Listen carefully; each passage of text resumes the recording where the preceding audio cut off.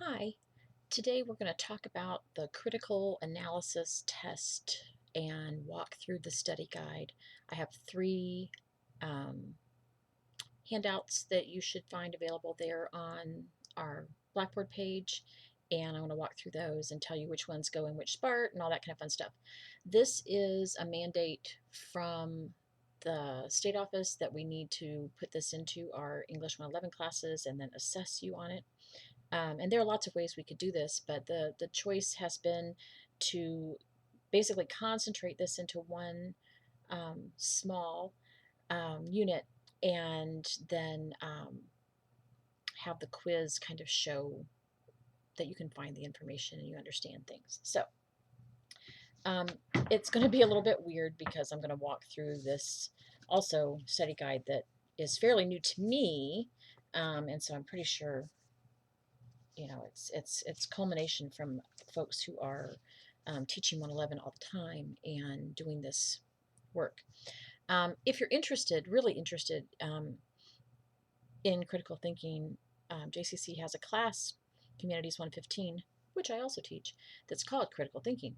And so this is none of this information is boiled from that class. None of this information um, comes from that class, although a lot of it does overlap. So, you know.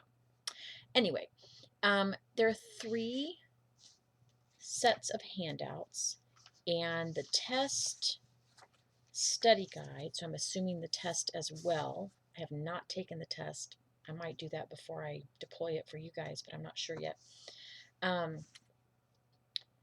The first one is the critical analysis overview. It's going to look something like this. Lots of text, not a whole lot of stuff. This is from Palgrave, so this is a UK educational platform, and so you'll see some of the reference in here are for tutors, which is not what we consider here in the States a tutor.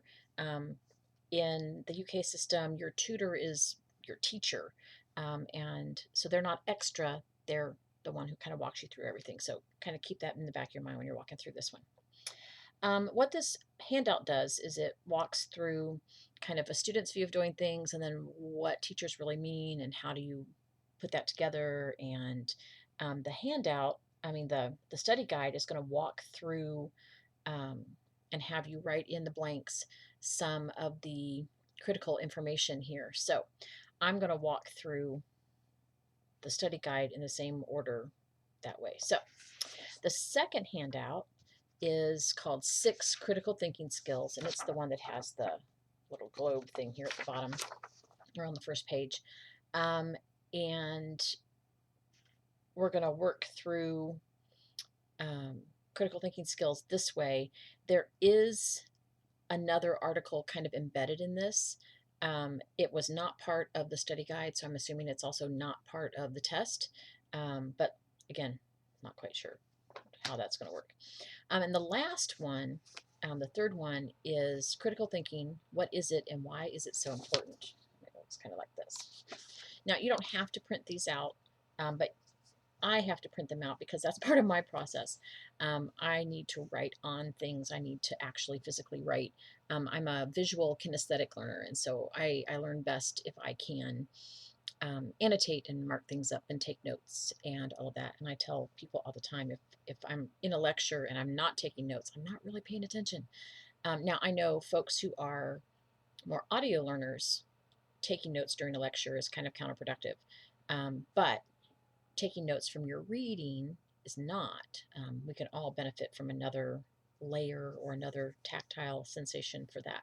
So anyway, the first piece of the critical analysis test study guide, huge long name, reminds me of Amazon, is the first piece is the critical analysis overview. And so I'm going to kind of just walk through this. And if you pay close attention, you can fill in the blanks as you go along. Or you can just listen and then come back later. What your instructors may want you to do with a critical analysis assignment. Okay, and this is from the overview. As a student, What are the important skills to learn and utilize when presenting a well-constructed argument? Think critically and objectively. Okay. Critical and analytical thinking skills are essential to most aspects of college study. When you 1. Listen to lectures, 2. Contribute to seminars, and 3. Read about your subject. So every part of your academic success relies on your basis of critical thinking. Okay. Argument here doesn't mean disagreement or unpleasantness. Argument means presenting a strong case to support a point of view. Good critical writing means using reasons and evidence to support your standpoint or your point of view. Okay. I would say also an argument is made up of a series of statements that are used to support a particular statement, like your conclusion in that case. Okay. What are the 5 general rules for completing a critical analysis assignment successfully? Okay. Rule number 1: identify the focus of the assignment. Basically, you can write a lovely paper, but if it doesn't fit the assignment sheet, it's not going to count, or you're going to be counted off dramatically. Okay, so the rule number 1: identify the focus of the assignment. Good critical analysis isn't just about writing. Even though you can communicate with your instructor about the assignment and expectations, you're usually expected to demonstrate that you can think these through yourself. Think about that for a couple minutes. Rule number 2: identify your own point of view. A student should be clear on their own perspective and their own position to the subject. Okay, the subject at hand, whatever you're writing about or analyzing. Why does knowing your own perspective and point of view help you complete critical analysis for an assignment? It helps you clarify your thinking and it directs your research. Okay, so it's very important for you to understand and identify, usually by writing it down, what your point of view, what your own perspective is on this particular topic. Okay. It may take time to arrive at your final position with an argument. There may be good evidence, and it all may seem valid. However, as a writer, you must decide on the position for the argument. Otherwise, your writing will lack clarity and direction. I've had lots of students tell me, but both sides are good, and I don't know. Pick one. Pick one. Nobody's asking you to, give over your firstborn or, agree to some awful thing. It's just a paper. Pick a point. It's okay. Rule number 3: consider how you'll persuade other people of your point of view. Just because it's clear to you doesn't mean it's going to be clear to your audience. From the point of view of critical thinking, the aim of an argument is to persuade your reader of your position, your conclusion. Your point of view needs to be presented as a well-reasoned argument that leads to a conclusion based on evidence. Okay, and evidence is just something that is used to make a particular statement more likely to be true. Okay, and we have a whole mess on evidence a little bit later. Critical writing is a line of reasoning, a set of reasons presented in the most convincing and logical order, and it should all support a conclusion. Now, when we say conclusion here, we're talking about your main point. What's your claim? What's your thesis? Okay, we're not necessarily talking about that last paragraph. So, okay, critical writing is a line of reasoning, a set of reasons presented in the most convincing and logical order. It all should support a conclusion. Okay. Rule number 4: find the proof. Okay. A good argument is based on solid evidence. To finalize your position, you have to complete your research. Okay. A good argument is based on solid evidence, and solid evidence has to come from sources that are also solid. Okay. Just because you read it somewhere doesn't mean it's true. Okay. That's why you'll see on course requirements or paper requirements that you must use peer-reviewed journals. These are articles written by experts that other experts in the same field have said, yes, this person knows what they're talking about.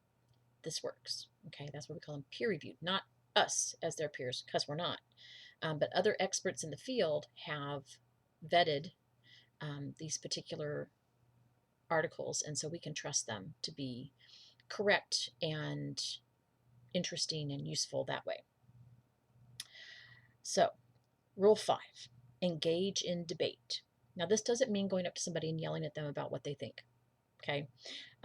Debate is that lively conversation among well-purposed individuals and reasonable ideas. Okay. Now, it doesn't mean you can't go off the deep end occasionally, because that's really fun, but engage in debate. It is important to remember that academic debates aren't usually clear cut about right or wrong. Okay. We're not trying to beat somebody down so that they can't disagree with us. We're trying to figure out what's different, what's new. Okay. It's important to remember that academic debates aren't usually clear cut about right or wrong, and that new research leads to a continually changing picture. Okay. Rule 6, structure your argument. A student should aim to show the strength of their argument by the way they present their position, their reasons, and evidence in a clear and logical way, and not through resorting to forceful or emotive language. Now, we have two ends of the spectrum that we tend to see as the best or the worst kind of thing. And in this case, an argument, okay, this presenting of a conclusion with reasons to back it up, can appeal to our humanity, can appeal to our emotions, but only in the most careful ways in order to be interesting. Okay. We don't want to bully anybody, and we also don't want to pull on their heartstrings to the exclusion of the evidence. Okay. So I always think about those awful / wonderful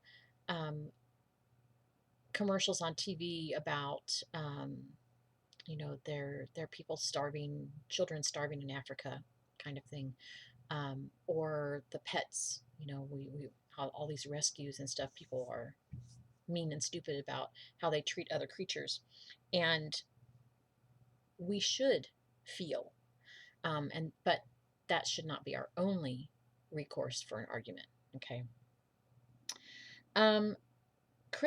Okay, so that finishes up the critical analysis overview. Okay, so we're going to switch over, and the next section of this is taken from the 6 critical thinking skills. Okay, so it's the second one that I showed you there with the world on the front. Critical thinking skills are extremely important in developing a successful academic and professional career.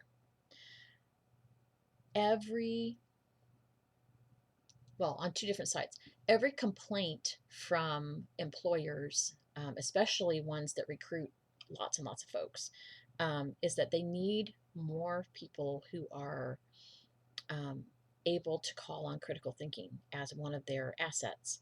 And that doesn't necessarily mean that you took a class in it. That means that you can make good judgments, okay? And that you can back things up with evidence and all the things we just talked about in the overview. And also for other classes and, different things that you will do as a professional and as an adult, how do you think through the best way to answer someone, or the best way to do something, anything? You have to use evidence, and you have to use experts, and you have to be able to kind of set your own ego and feelings aside and say, okay, here is the best choice. Here is the best way to do this. And it's not easy. We like to be right, right? We like to have people do things our way so we don't have to change. But we also need to be aware that just because something works for us doesn't necessarily mean it's going to work the same way for everybody. Now, there's lots of things to talk about on that, right?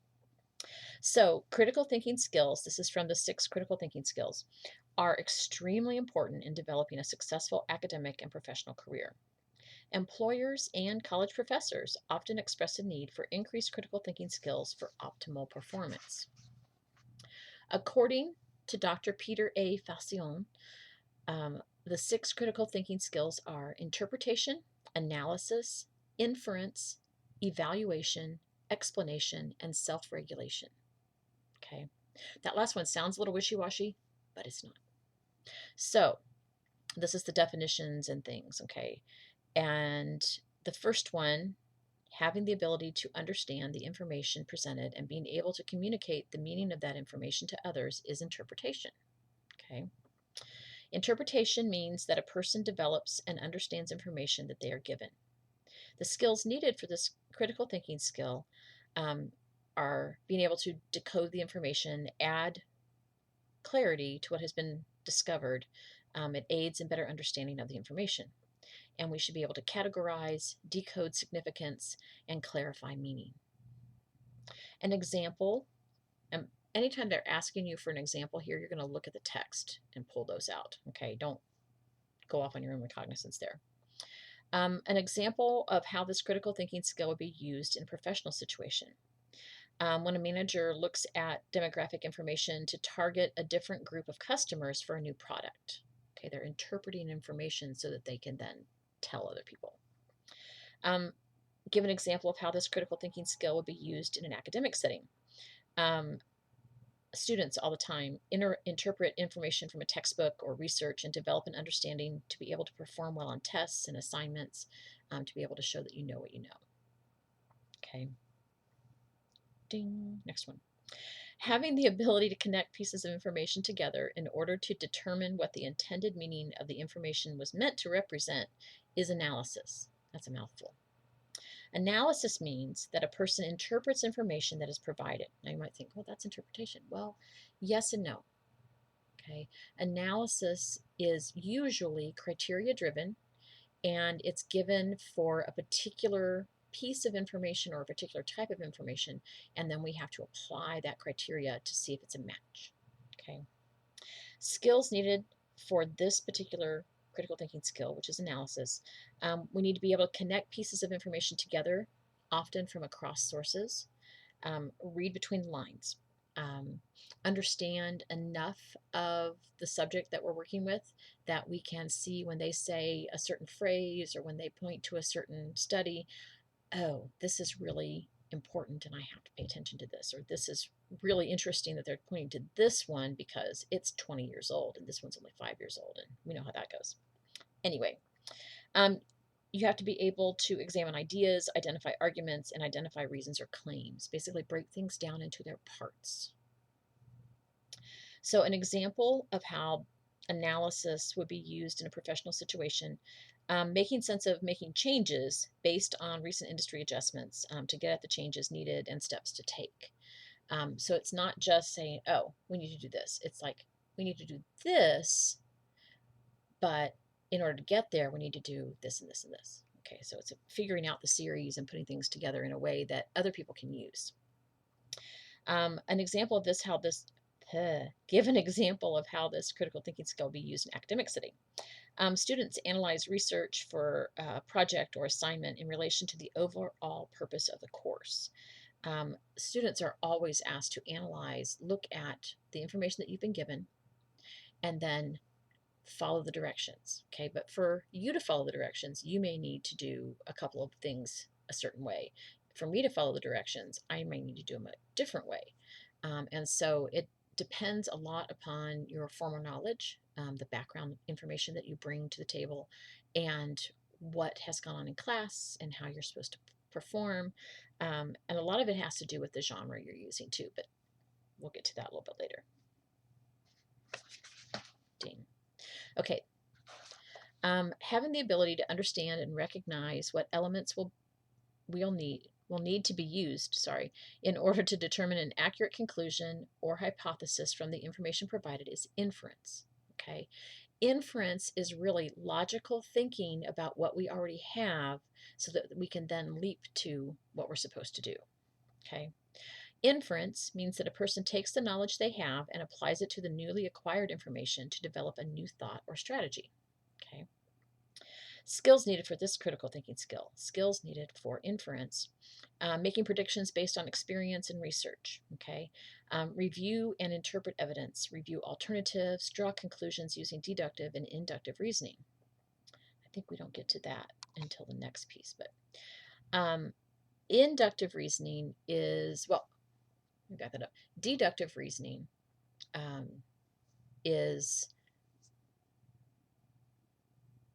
meant a deductive argument is meant to give conclusive evidence for the conclusion. So if my premises are true, all my pieces that lead up to the conclusion, then my conclusion has to be true. Okay. Um, in inductive reasoning is pretty much where we live most of our lives. It's all that gray area, extra credit, partial credit, whatever. Inductive reasoning is used to show the most probable answer for this particular claim or conclusion. It's not conclusive. There may be a little bit of doubt in there, but if our premises, if all of our information leading up to our conclusion is true, then our conclusion is most likely true. Okay. For inference, if we're talking about using this in a professional situation, you're going to be looking at things like business forecasts to determine future actions in order to stay competitive, putting things in context, looking at the evidence, and then reasoning from that evidence to your answer. Okay.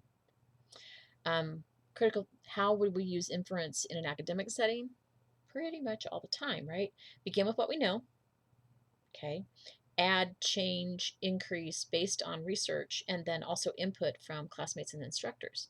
So you have kind of on a daily basis, you're working through inference to make the best work that you can in that particular subject. Next, being able to assess the credibility of statements or descriptions of a person's experience, judgment, or opinion in order to measure the validity of the information being presented is evaluation. Okay, evaluation means that a person interprets information provided and develops a conclusion or result based off of the data provided. Okay, you're not going outside the evidence, which is hard for some folks to do. Okay, skills needed here: inductive and deductive reasoning, assess credibility of claims, assess quality of arguments, use inductive and deductive reasoning in their proper places. An example of how using evaluation would be used in a professional situation. Professionals must assess data, customer profiles, industry trends, and best practices. And the success of their correct analysis is crucial for their business and their own success. So when we're looking at evaluation, how good? What's the best one? How do we get the best? What are our best practices? And best practices is kind of a buzzword, has been for a while, but what we're really looking at for that is not so much this is what everybody says we should do, but this is what's going to consistently give us the best product or the best outcome. Okay. So an example of how evaluation is used in academic setting, you have to write all kinds of evaluation papers, right? What's the best part of this? How does this work? Where has this been successful? All those kinds of things. Students need to assess research and assignment criteria in order to succeed in their classes. And I would argue that the biggest thing in critical thinking is being able to follow the directions even when your brain wants to take you somewhere else, or maybe especially when your brain wants to take you somewhere else. So inductive and deductive reasoning both strive to construct a valid argument and can be used to evaluate. Okay. Inductive reasoning moves from specific instances to a generalized conclusion. Okay. Deductive reasoning moves from generalized principles that are known to be true to a true and specific conclusion. Okay, so one is probable, inductive is probable, deductive is conclusive.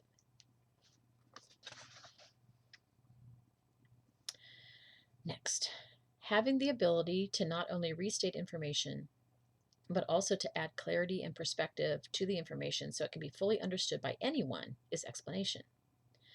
Explanation means that the writer or speaker conveys or disseminates information in a clear and concise manner. Now, explanations are everywhere. Any kind of directions that you see, any kind of here's what I want you to do on this assignment, anything like that, those are all explanations. And sometimes we're very good at how we present our information and it's clear and concise, everybody's happy. Other times we get lost on a rabbit hole or a tangent and things can get really weird. So we have to be careful um, that we're being clear and concise when we're trying to explain to somebody how to do something. All the steps, don't leave anything out. Skills needed for explanation, this critical thinking skill, being able to present new ideas, show we understand information presented, state results, justify procedures, present arguments. Okay, now this all sounds like a speech class, but this is verbally, in writing, in pictures, in whatever. Okay, and a lot of times some of the assignments that you are given are so that your instructor can evaluate whether you can explain the information for yourself. um, this is an adage from forever ago, um, but it works. The best way to understand a topic, any topic, is to try to teach it to somebody else, because that forces you to take it apart a bit and think like a beginner. Okay, if I didn't know anything about tying my shoes, how would somebody explain that to me? Okay, um, and it sounds like a really simple thing, but try writing it down. Okay, you got a 4-year old running around trying to learn how to tie their shoes, and you've got to explain how to do it. Okay, now you can do it. You can have them watch, right? You can do it, but having to write it down is a big deal. Harder than it looks. Takes up more time than it should sometimes. Okay, so the professionals often have to present and justify innovation in a way both the managers, the folks above, and the customers or users can understand. Oftentimes, this is 2 separate documents. Sometimes it's 3 or 4 separate documents. And it's harder to do the more broad and general your audience is. So, give an example of how this critical thinking skill, how explanation would be used in an academic setting. Well, you have to show what you know all the time, right? Tests, writing assignments, presentations, class discussions, all of that. And so we have to practice a lot. The last one, self regulation. Having the awareness of your own thinking abilities, experiences, and the elements that are being used to find results is self regulation. I gotta fix some commas in this thing. Blah. Okay, that helps me. Skills needed for this critical thinking skill for self regulation, removing or being aware of personal bias, things that you like because you like them. Okay, bias is not always a bad thing, but we have to be aware of it all the time because it is very easily slipped into the bad section. Okay, um, self regulation means that a person must not only look at their own experiences, but also evaluate the experience of others and consider the opposing viewpoints to the issue being assessed. Sometimes our counter arguments are better than our regular arguments, and we have to fix things then. Um, it does not do well for you not to be able to admit that you do things wrong or that you've been wrong. Um, it's much better for you in the long run and for everybody around you if you can say, okay, I thought X was right. I have since learned that X is wrong. So I was wrong when I said, blah, blah, blah. Okay. Um, ask for forgiveness, move on, right? Um, skills needed here. Okay. Again, removing or being aware of personal bias, self monitoring, and self correcting. An example of this use of self regulation in a professional situation, professionals need to consider the full perspective in any decision making process. We need to remove personal bias, or at least know that it's there, and understand social biases. Um, well, if you've been paying attention at all last few years at least, um, we have trouble in America, in the United States here, with remembering that a lot of the problems we have are inherited from multiple generations ago. And just because we've always done it this way doesn't mean it's right. Now, Tradition can be helpful and calming and peaceful and wonderful, but tradition can also mean marginalizing people who need more help, not less, and just marginalizing people, period. Um, and remember, I saw this the other day and I meant to like blow it up really big. But remember that other people having rights or having a voice does not take away from your own. Okay, if you happen to be in that, um, I don't know, white male over 40 kind of place, um, it's not that other people having the same rights as you means you don't have them anymore. It's not like pie, you know, there's an unlimited amount of space there, and so we need to be um, gracious and careful and patient, um, regardless of which side of that all mess we're on, and work towards better for everybody, not just better for, you know, me or you or them, whatever. Um, Give an example of how this critical thinking skill, this self regulation, would be used in academic setting. Students have to understand that their voice is part of a greater diverse audience and work to understand the many perspectives there. Um, Students, too, must be aware of personal and social biases. Um, it's hard when you discover something new for yourself not to get all excited and wrapped up in it. But remember, um, another very old saying, there's nothing new under the sun. Okay. There are new ways of talking about things. There are new ideas to help. There are new ideas for medicine and psychology and all that kind of stuff. But the actual issues and the actual stuff, it's been around forever, right? So we need to be aware so that we can help each other, help ourselves. This self-regulation thing, um, help make things better, not just for ourselves again, but for the world at large. Okay, last handout. Critical thinking. What is it and why is it so important? Okay. It has the quote at the top. Excuse me.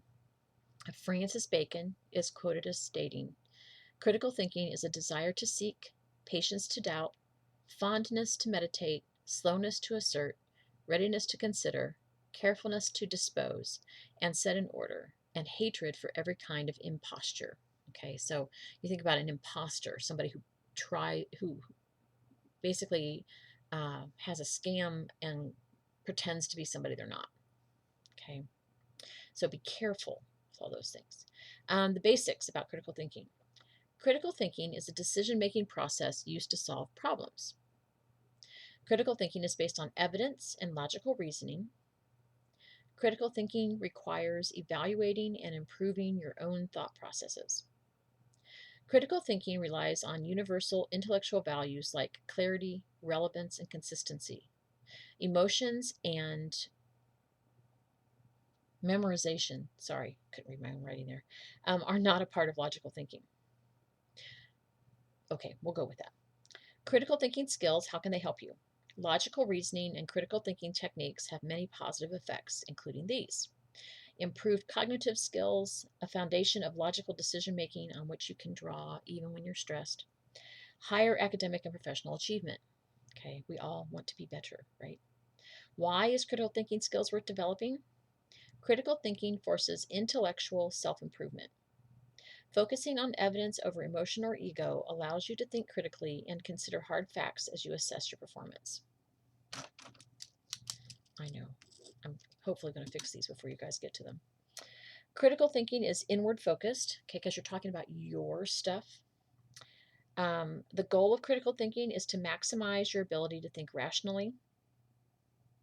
Critical reflection is a key to improving your cognitive skills, which can lead to increased intelligence and improved test performance. So, at the very least, you'll get better at taking tests. Critical thinking allows a person to become a better team player. There can be a multitude of answers to the same problem, multiple answers to the same problem. And this realization is important to the critical thinking process. Critical thinking allows a person to be a better listener and collaborator when working as part of a group, as well as to become more flexible in problem solving. Focusing on logical reasoning rather than on emotion or interpersonal team dynamics helps a person to check their ego at the door. Okay. That's harder for some people than others, obviously, but when you give up your own kind of necessity to be heard, your own necessity to, be the top person or whatever, um, and you're focusing on making the group a better place, a better working facility, that's using critical thinking. Critical thinking leads to a more creative mindset. Interdisciplinary logical thinking leads to professional and academic success. Critical thinking helps a person to stay calm and rational under stress. Even in very stressful situations, critical thinkers can rely on their logical decision-making skills to make sound decisions, to make sound judgments. Steps to better critical thinking and presenting analytical information. Step 1. Organize your information. Use pre-writing and pre-thinking strategies to organize your preliminary information.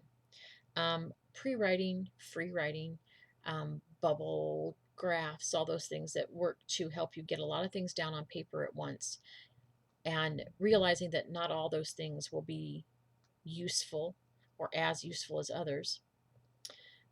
But yes, organize your preliminary information. Step 2, structure reasoning.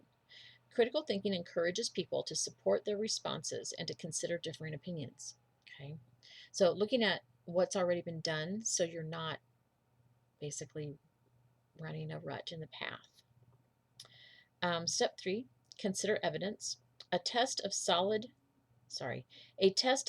form of communication or argument is how good the evidence is that supports the claim.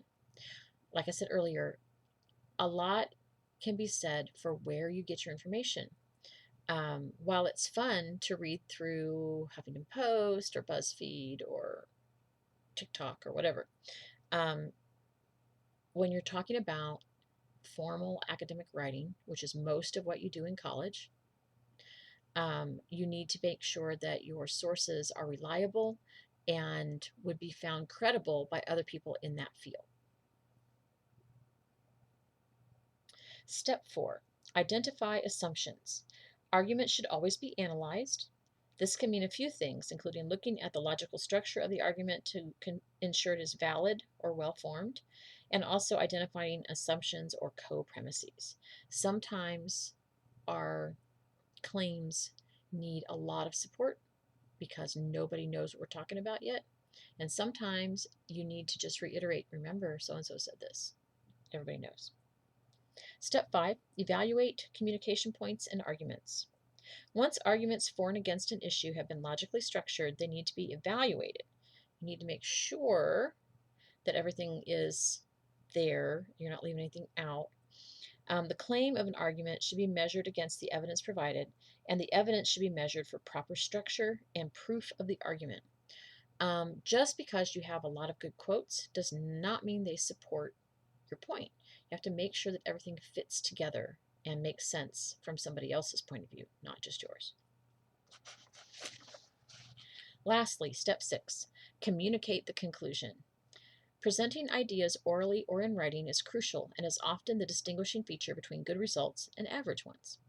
To properly communicate ideas, a person should establish a concise claim to feature the point of view or side of an issue, and then specifically reference that claim throughout the communication.